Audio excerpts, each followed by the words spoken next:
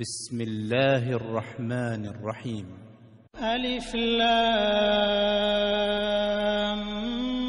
میم صاد کتاب انزل الیک فلا یکن فی صدرک حرج منہ لتنذر به وذکرى للمؤمنین. اتبعوا ما انزل الیکم من ربکم ولا تتبعوا من دونه اولیاء قلیلا ما تذکرون. وكم من قرية أهلكناها فجاءها بأسنا بياتا أو هم قائلون. فما كان دعواهم إذ جاءهم بأسنا إلا أن قالوا إنا كنا ظالمين. فلنسألن الذين أرسل إليهم ولنسألن المرسلين فلنقصن عليهم بعلم وما كنا غائبين.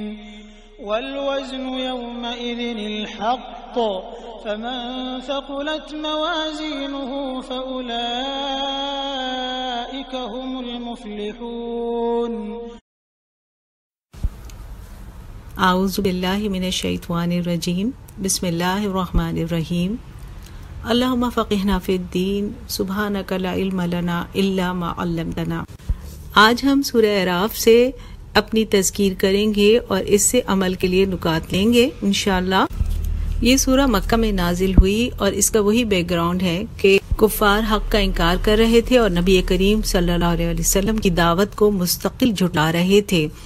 تو اللہ رب العالمین نے اس سورہ کے ابتدا میں ہی یہ فرمایا ہے کہ اے نبی تمہارے دل میں اس قرآن کو بیان کرنے سے کوئی جھجک نہیں ہونی چاہیے. اور یہ قرآن اسی لیے اتارا گیا ہے کہ لوگوں کو شرک کے برے انجام سے ڈرایا جائے.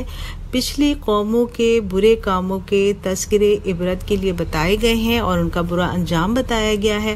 جو لوگ ایمان لے آئیں گے اس قرآن کے ذریعے ان کی تربیت اور تذکیر ہوتی رہے گی اور اس کتاب کے احکامات اور رب کی ہدایت پر عمل کرنے والوں کو خوشخبریاں دی جاتی رہیں گی. ساتھ ہی یہ بتایا گیا ہے کہ جب پچھلی قوموں نے رب کی ہدایات کو چھوڑ کر گائیڈنس کے لیے دوسرے ولی بنا لیے تو ان کو ہلاک کر دیا گیا. لوگ جب رب کی ہدایات کا انکار کر رہے ہوتے ہیں تو وہ بالکل بے فکر ہوتے ہیں، اپنی دنیا میں مگن ہوتے ہیں. انہیں کوئی اندیشہ نہیں ہوتا کہ یہ لگژریز، یہ انجوائمنٹس کبھی چھینی بھی جا سکتی ہیں. پھر اچانک ایسا ہوتا ہے کہ اللہ کی طرف سے دی گئی ٹائم لمٹ ختم ہو جاتی ہے اور اسی انجوائمنٹ کے درمیان اور انہی کمفرٹیبل بستروں پر سوتے ہوئے اللہ تعالیٰ کا عذاب ان کے اوپر آ جاتا ہے. یہ کوئی ایسی بات نہیں ہے کہ پہلے لوگوں کے ساتھ پیش نہیں آ چکی ہو، بہت ساری قوموں کے ساتھ یہ ہوا ہے اور ان سب نے اسی صورتحال کے وقت چیخ کر یہ اقرار کیا اور یہ کہا کہ ہم ہی غلط تھے اور ہم سے ہی قصور ہوا تھا. پھر فرمایا گیا ہے کہ قیامت کے دن اللہ سبحانہ و تعالیٰ لوگوں سے پوچھیں گے کہ کیا تمہیں کوئی درست راستہ بتانے والا نہیں آیا تھا، اور رسولوں سے بھی مخاطب ہو کے کہیں گے کہ کیا تم نے ان تک پیغام پہنچا دیا تھا اور تمہیں ان لوگوں نے کیا رسپانس دیا تھا.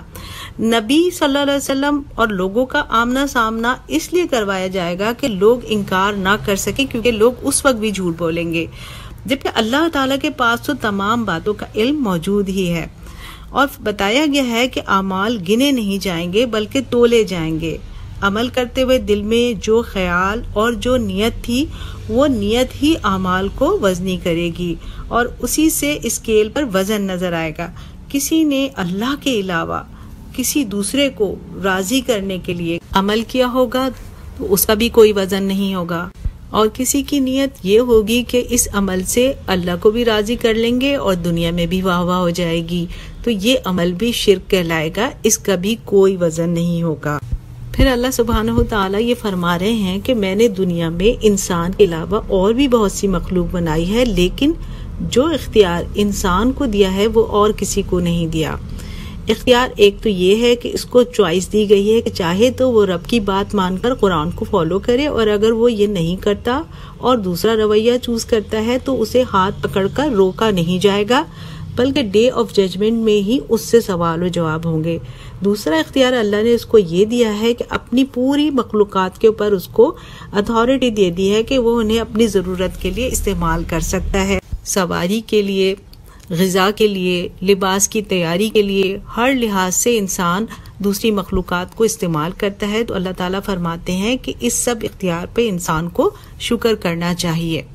اس کے بعد تخلیق آدم کا واقعہ بتایا گیا ہے۔ حضرت آدم علیہ السلام کی تخلیق کا واقعہ ہم قرآن کے مختلف مقامات پر بھی ابھی پڑھ چکے ہیں۔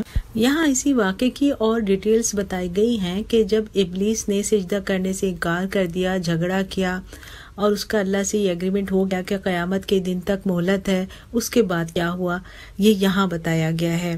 حضرت آدم علیہ السلام اور حضرت حوا علیہ السلام کو جنت میں رکھا گیا اور ان سے کہہ دیا گیا کہ ساری جنت میں گھومے پھریں، بس اس درخت کے پاس نہیں جائیے گا۔ یہ ان کا ٹیسٹ تھا کہ وہ کتنا ثابت قدم رہتے ہیں۔ اب شیطان نے اپنا کام شروع کیا، انہیں بہکانا شروع کیا اور یہ ظاہر کیا کہ بہت خیر خواہ ہے۔ کہا کہ یہ درخت تو بہت مقدس ہے، اس کا پھل کھانے والا ہمیشہ زندہ رہتا ہے اور فرشتہ بن جاتا ہے، اور نہ جانے کیا کیا کہا ہوگا۔ آخر حضرت آدم علیہ السلام اور حضرت حوا علیہ السلام دونوں اس کی باتوں کے فریب میں آ گئے اور دونوں میاں بیوی نے درخت کا پھل کھا لیا۔ جیسے ہی مزہ چکھا، اللہ کو پتہ چل گیا کہ ٹیسٹ میں فیل ہو گئے ہیں۔ ان کا وہ لباس اتروا لیا گیا جو ان کو عزت کے ساتھ پہنایا گیا تھا۔ حضرت آدم اور حوا اس مصیبت پر گھبرائے اور اپنے آپ کو پتوں سے ڈھانکنے لگے، کیونکہ انسان کی فطرت میں اللہ نے شرم و حیا رکھ دی ہے، اس لیے وہ شرم محسوس کرنے لگے کہ ایک دوسرے کے سامنے بے لباس ہوں۔ پھر اللہ نے انہیں پکار کر کہا کہ کیا میں نے منع نہیں کیا تھا کہ اس درخت کے پھل نہ کھانا، اور بتا نہیں دیا تھا کہ شیطان تمہارا دشمن ہے؟ پھر ان دونوں نے توبہ کی، اللہ سے کلمات سیکھے، توبہ کے الفاظ اللہ تعالیٰ نے سکھائے، اور ان الفاظ میں توبہ کی، ربنا ظلمنا انفسنا وان لم تغفر لنا وترحمنا لنکونن من الخاسرین۔ توبہ قبول کر لی گئی، ان کا مقام بلند ہی رہا۔ اب شیطان اور انسان میں بیسک فرق ہی یہی ہے کہ حضرت آدم سے غلطی ہوئی تو انہوں نے فوری توبہ کی، اور شیطان سے غلطی ہوئی تو وہ اکڑ گیا اور اس نے معافی مانگنے سے انکار کر دیا تھا۔ اللہ تعالیٰ نے انسان کو تخلیق کرنے سے پہلے فرشتوں سے کہا تھا کہ میں زمین میں اپنا خلیفہ بنانے والا ہوں، یعنی اللہ تعالیٰ کا ارادہ انسان کو زمین پر بھیجنے کا ہی تھا، لیکن پہلے جنت میں رکھ کر ایک تجربہ کروا دیا گیا کہ شیطان کس طرح بہکائے گا، کس طرح دشمنی کرے گا، اور انسان کو کس طرح اس سے اویئر رہنا ہے۔ اب دیکھیے ہم سب اس دنیا میں آزمائے جا رہے ہیں، شیطان ہمیں بہکاتا رہتا ہے اور ہم اللہ کے ٹیسٹ میں کبھی فیل ہو جاتے ہیں اور کبھی پاس ہو جاتے ہیں۔ حضرت آدم علیہ السلام کے واقعے کے ساتھ ہی ہمیں لباس کے بارے میں بتایا گیا، قد انزلنا علیکم لباسا، تمہارے لیے لباس نازل کیا گیا ہے، اور اس کے پرپس بتا دیے کہ تمہیں کور کرے، پروٹیکٹ کرے اور بیوٹی دے۔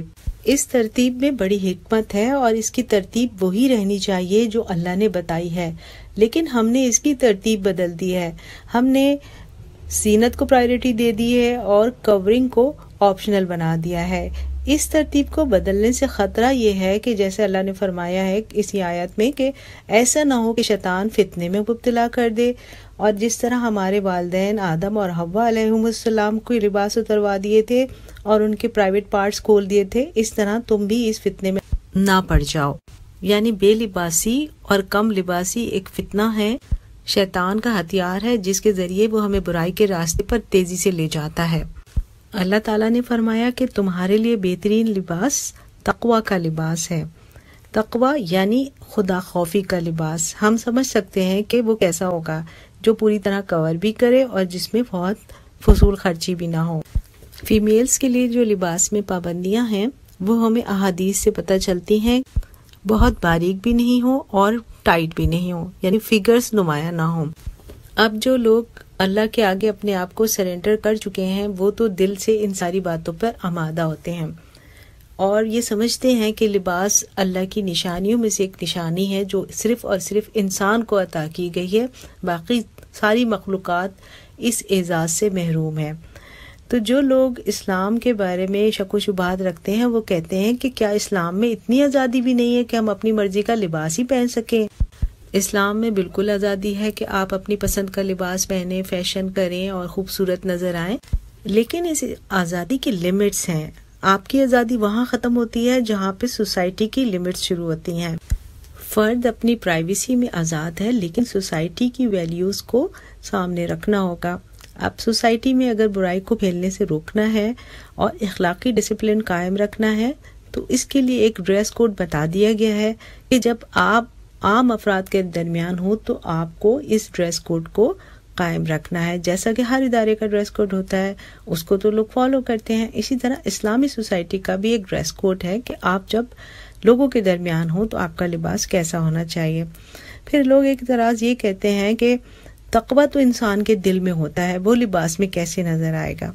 بے شک حیا اور تقویٰ دونوں انسان کے دل میں ہوتے ہیں، اسی طرح جیسے بیج زمین میں ہوتا ہے نظر نہیں آتا، مگر بیج سے جو پودا نکلتا ہے اور جو پھول نکلتے ہیں وہ تو نظر آتے ہیں نا۔ اسی طرح تقوی کا بیج اگر دل میں ہوگا تو اس کا پھل آپ کے لباس اور کردار میں نظر آئے گا۔ دل میں تقوی ہو اور لباس میں نہ ہو یہ ممکن نہیں۔ ان آیات کے بعد اللہ تعالیٰ نے بہت سی نصیحتیں کی ہیں اور ان کی سمری یہ ہے کہ اللہ تعالیٰ نے حرام کام بتائے ہیں کہ شرک حرام ہے، بے شرمی کے تمام کام حرام ہیں، چاہے وہ چھپا کر کیے جائیں یا سب کے سامنے کیے جائیں، یہ دونوں شکلیں حرام ہی ہیں۔ اس کے علاوہ گناہ کے کام اور حق یعنی سچائی کے خلاف باتیں کرنا بھی اللہ نے بہت زیادہ منع کیا ہے۔ اگلی آیت کے الفاظ ہیں کہ اس سے بڑا ظالم اور کون ہوگا جو اللہ کی طرف جھوٹی باتیں منسوب کرے، اور اس سے پہلے یہ بھی فرمایا گیا ہے کہ کیا تم اللہ کا نام لے کر وہ باتیں کہتے ہو جن کے متعلق تمہیں علم ہی نہیں کہ یہ اللہ نے کہی بھی ہیں یا نہیں۔ ہم یہ سمجھتے ہیں کہ ان ساری باتوں سے شاید ہمارا تعلق نہیں ہے، یہ تو کفار کے متعلق کہی جا رہی ہے، لیکن اگر ہم سوچیں تو ان ساری باتوں میں کہیں نہ کہیں ہم انوالو ہو جاتے ہیں۔ شرک کے متعلق ہم پہلے کافی بات کر چکے ہیں کہ وہ کن کن صورتوں میں کیا جاتا ہے۔ ہمیں شرک کی ہر شکل سے بچنا ہے، گناہ سے بچنا ہے اور حق اور سچائی کے خلاف بات کرنے سے بھی رکنا ہے۔ اس کے علاوہ ایک اور بات جو فرمائی ہے کہ اللہ کا نام لے کر وہ باتیں کہیں جن کے بارے میں ہمیں علم ہی نہیں ہے کہ وہ اللہ نے کہی ہیں یا نہیں۔ ان کا امپلیمنٹ ان پوسٹس پر بھی ہوتا ہے جو ہم بغیر سوچے سمجھے شیئر کر دیتے ہیں۔ بہت ساری حدیثیں ہمیں نہیں معلوم ہوتی کہ یہ واقعی حدیث ہیں یا کسی اسلام کے دشمنوں نے گڑھ کے بنا کے پوسٹ کر دی ہیں، لیکن ہم آرام سے انہیں آگے شیئر کر دیتے ہیں جبکہ بالکل تحقیق نہیں کرتے۔ ہمارا اصل رویہ یہ ہونا چاہیے کہ ہمیں اس حدیث کی کتاب میں جا کے وہاں سے نالج لینی چاہیے کہ واقعی حدیث صحیح ہے جو میں آگے شیئر کرنے لگی ہوں، یا واقعی یہ بات صحیح ہے جو قرآن کا کہہ کے بتائی جا رہی ہے، پھر اس کے بعد اسے شیئر کیا کریں، ورنہ خدا نخواستہ ہم بھی اس آیت کے زمرے میں نہ آ جائیں۔ ان نصیحتوں کے بعد اللہ تعالیٰ نے کچھ ہدایات دی ہیں کہ عبادت کے وقت زینت سے آراستہ رہو، یعنی پراپر ڈریسنگ رکھو، اور اس کے ساتھ فرمایا کہ فضول خرچی کرنا اللہ کو پسند نہیں ہے۔ ایک دفعہ ایک صحابی نے نبی کریم صلی اللہ علیہ وسلم سے یہ سوال کیا تھا کہ ایک آدمی کو یہ شوق ہوتا ہے کہ اس کے کپڑے اچھے ہوں، اس کا کوڑا اچھا ہو، اس کے جوتے اچھے ہوں، تو وہ کیا کرے؟ تو نبی کریم صلی اللہ علیہ وسلم نے یہ جواب دیا تھا کہ اللہ تعالیٰ جمیل ہے اور جمال کو پسند کرتا ہے، یعنی بندے اچھی ڈریسنگ کریں اور اپنے آپ کو اسمارٹ رکھیں، یہ اللہ کو پسند ہے، لیکن یہ صرف دنیا والوں کو دکھانے کے لیے نہ ہو بلکہ اللہ کا حق پہلے ہے کہ اس کے سامنے جاتے ہوئے یہ چیک کر لیں کہ کیا میرا لباس ٹھیک ہے، اور سوچیں کہ اگر کوئی مہمان آ جائے تو کیا میں اس لباس میں اس کے سامنے چلی جاؤں گی؟ اگر ہاں تو پھر ٹھیک ہے، پڑھ لیں، لیکن اگر یہ محسوس کریں کہ لباس نامناسب ہے اور کسی کے سامنے جانے کے قابل نہیں تو پھر سب سے پہلے اللہ کا یہ حق ہے کہ اس کے سامنے جاتے ہوئے لباس چینج کیا جائے۔ ساتھ ہی اللہ نے یہ بھی فرمایا ہے کہ مجھے فضول خرچی ناپسند ہے، یعنی لباس پر بہت زیادہ رقم خرچ کرنا اللہ تعالیٰ کو پسند نہیں ہے، اور ایک پہلے فرما چکے ہیں کہ لباس التقوی ہوا خیر، یعنی لباس التقوی اللہ سے خدا خوفی والا لباس جس میں ستر بھی ڈھکا ہوا ہو اور شو آف بھی نہ ہو، یہ اللہ تعالیٰ کو پسند ہے۔ دنیا میں ایسا لباس پہننے والوں کے لیے یہ خوشخبری ہے کہ جنت میں ان کے لیے بہترین اور خصوصی لباس ہوں گے اور زیورات ہوں گے، جن کا ذکر بار بار قرآن میں کیا گیا ہے کہ یہ مومنین کو پہنائے جائیں گے۔ تو اللہ تعالیٰ ہمیں جنت کا وہ لباس عطا کر دے، اور دعا کریں کہ اللہ تعالیٰ ہمیں جنتیوں میں شامل کر دیجیے، آمین۔ پھر اگلی آیات میں اللہ تعالیٰ نے یہ فرمایا ہے کہ ہر قوم کے لیے ایک ٹائم پیریڈ مقرر کیا گیا ہے کہ وہ قوم کب تک باقی رہے گی۔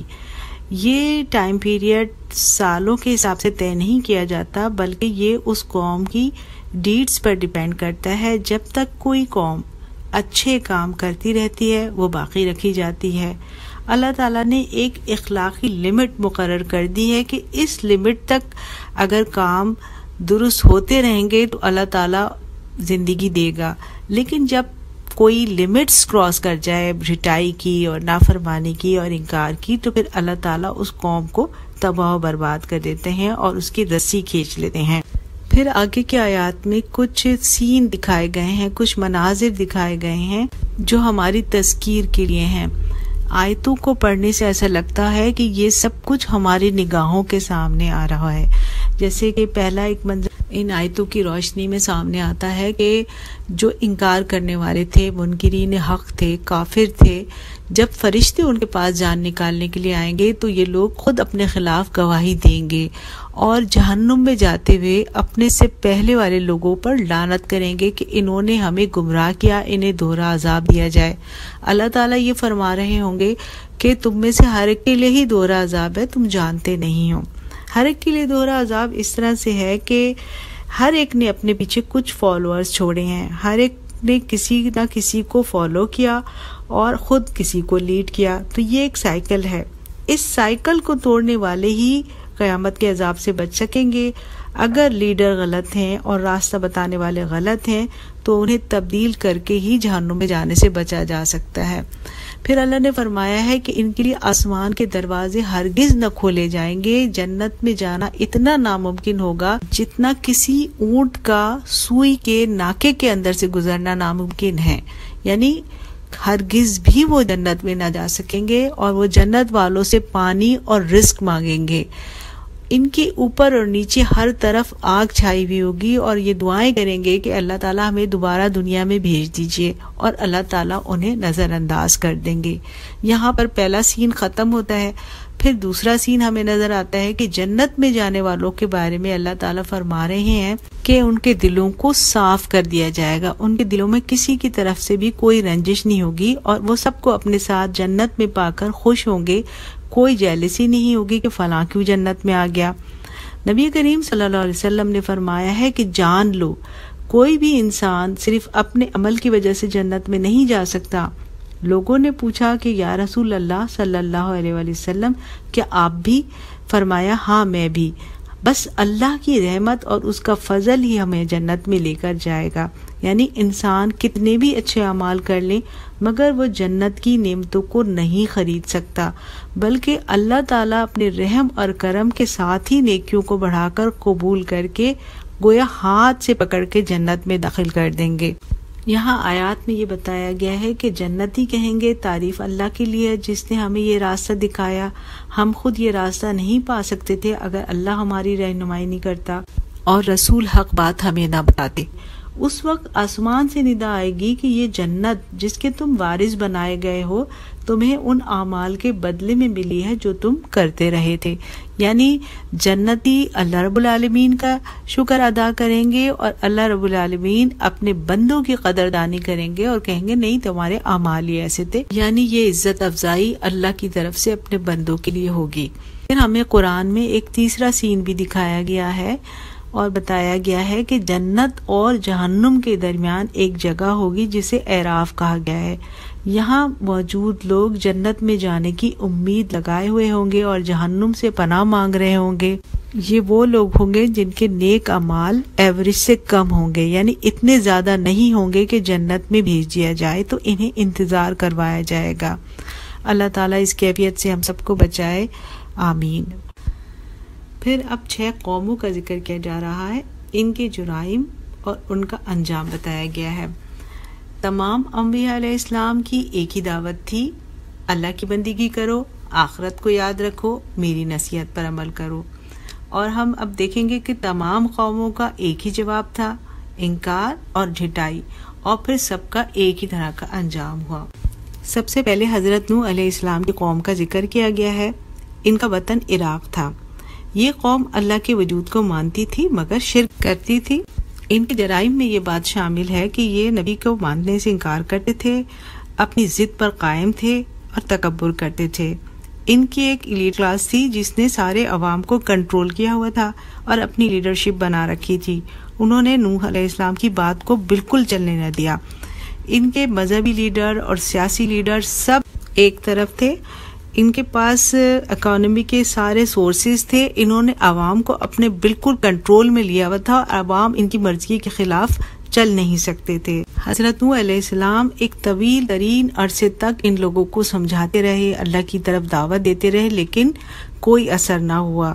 اس زمانے میں عمریں لمبی ہوتی تھیں، 950 سال تک حضرت نوح علیہ السلام تبلیغ کرتے رہے لیکن قوم نے مان کر نہ دیا۔ پھر حضرت نوح علیہ السلام نے رب سے دعا کی، پھر اللہ تعالیٰ نے انہیں حکم دیا کہ ایک کشتی بناؤ۔ خشکی پہ جب حضرت نوح علیہ السلام کشتی بنا رہے تھے تو پاس سے ان کے سردار گزرتے تو بہت مذاق اڑاتے تھے۔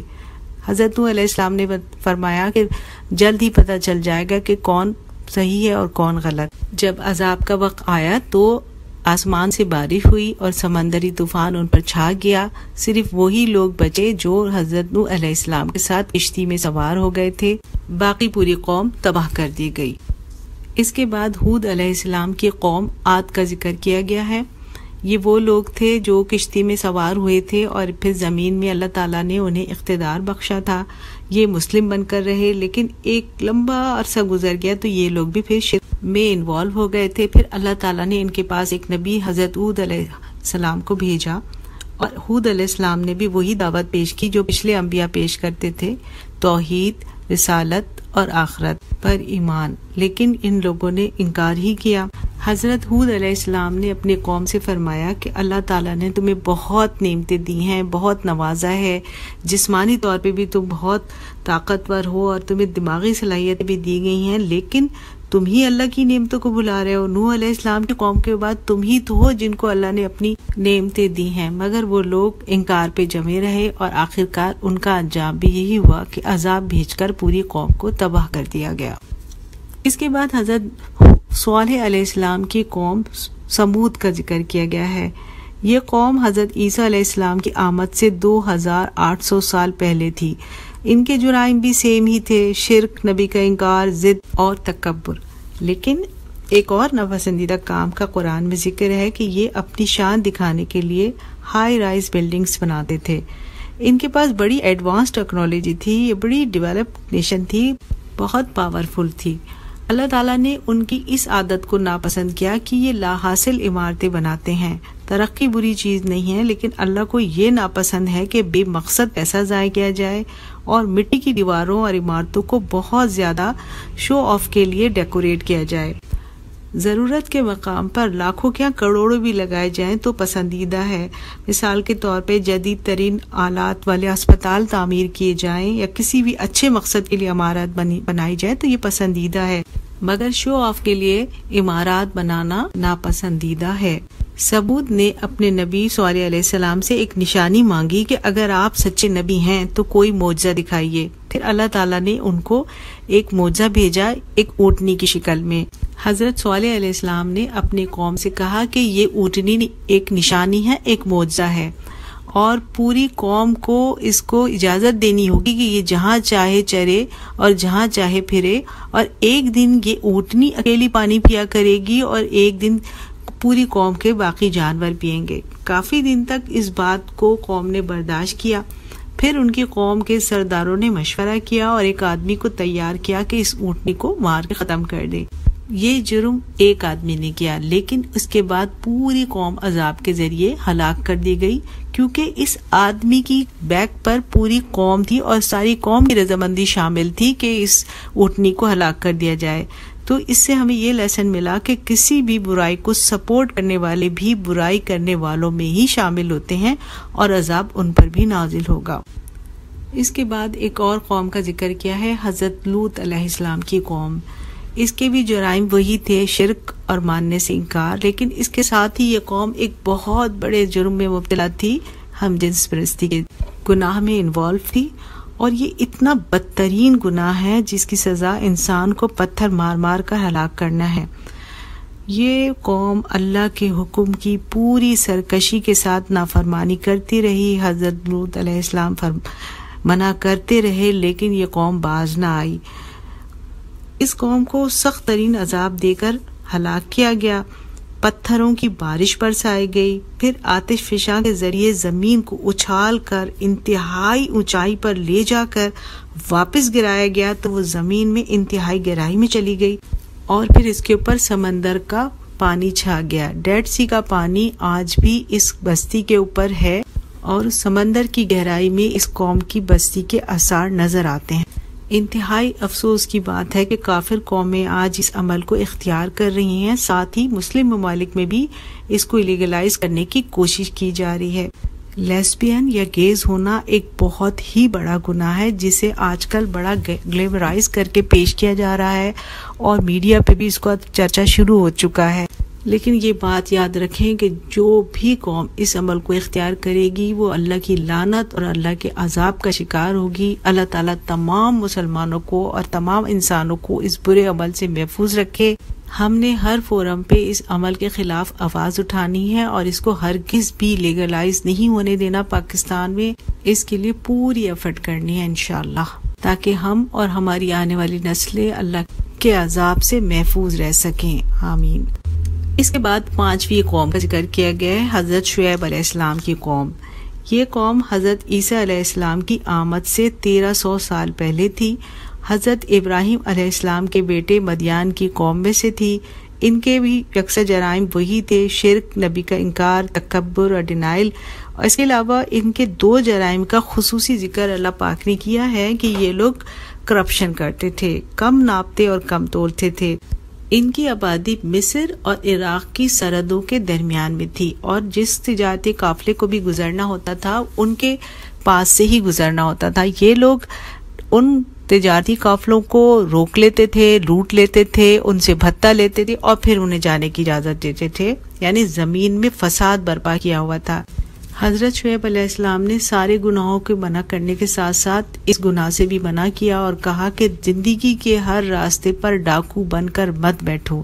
قوم کے سرداروں نے حضرت شعیب علیہ السلام پر طنز کرتے ہوئے یہ کہا کہ اے شعیب، کیا تمہاری نماز تمہیں یہ سکھاتی ہے کہ تم ہمارے کاروباری معاملات میں بولو؟ ان کا یہ خیال تھا کہ نماز یا اللہ کی عبادت ایک بالکل علیحدہ چیز ہے، اور کرپشن کرنا یا بزنس میں کم تولنا، کم ناپنا، یہ بالکل علیحدہ چیز ہے، جبکہ اللہ تعالیٰ نے کہا کہ جو نیک ہوگا وہ عبادت بھی کرے گا اور معاملات میں بھی درست ہوگا۔ بہرحال شعیب علیہ السلام کی قوم کے سرداروں نے اپنی قوم کو ان کی بات ماننے سے روکا، اور یہ کہا کہ اگر شعیب کی بات مانی تو تمہاری وہ دھونس جو لوگوں پر قائم ہے وہ نہیں رہے گی، تمہارا جو خوف لوگوں پر ہے وہ نکل جائے گا، تو پھر تمہاری زندگی کے یہ مزے اس طرح نہیں رہیں گے، پھر یہ لائف اسٹائل اس طرح نہیں رہے گا، تو شعیب کو بستی سے نکال دو۔ جب ہٹ دھرمی اور گناہ اپنے عروج پہ پہنچ گئے تو اللہ تعالیٰ نے اس قوم کو بھی عذاب دے کر تباہ و برباد کر دیا۔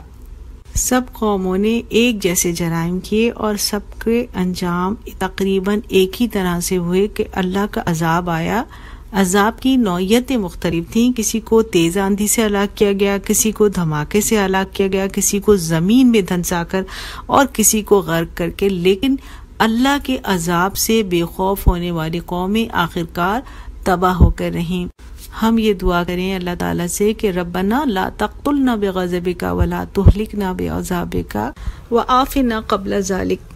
ہمیں ڈرنا چاہیے کہ یہ قومیں جن جرائم کی وجہ سے تباہ کی گئیں وہ سب ہماری قوم میں موجود ہیں۔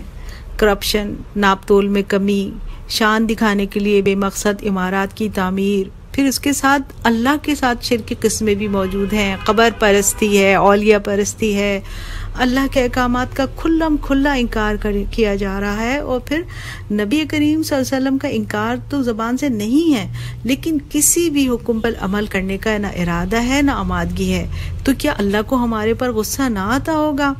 ہمیں ضرورت ہے کہ ہم خصوصی توبہ اور استغفار کریں۔ اب دیکھیں اس وقت جو وائرس پھیلا ہوا ہے یہ اللہ کی وارننگ ہے کہ اب بھی سنبھل جاؤ، ورنہ اللہ کی قدرت تو دیکھ ہی رہے ہو کہ ایک ننھی سی نظر نہ آنے والی شے کے ذریعے خوف کا عذاب نازل کر دیا گیا ہے، اور یہ بڑھ بھی سکتا ہے۔ تو یہ جو قصے ہم نے پڑھے ان سے ہم نے عبرت لینی ہے، اس کی وارننگ کو سمجھنا ہے اور اپنے اعمال میں تبدیلی لانی ہے۔ جب ہمارے اعمال تبدیل ہوں گے تو انشاءاللہ رب کا غصہ بھی ٹھنڈا ہوگا۔ رمضان المبارک رحمت اور مغفرت کا مہینہ ہمارے پہ سایہ فگن ہے۔ ہمیں اس رمضان کے موقع سے فائدہ اٹھا کر بہت سی دعائیں اور بہت سے استغفار کر کے اللہ کو راضی کرنا ہے انشاءاللہ۔ آج کے لیسن کا اختتام ہو رہا ہے، اب انشاءاللہ کل ہم اس سورہ کا دوسرا حصہ پڑھیں گے۔ اللہ حافظ۔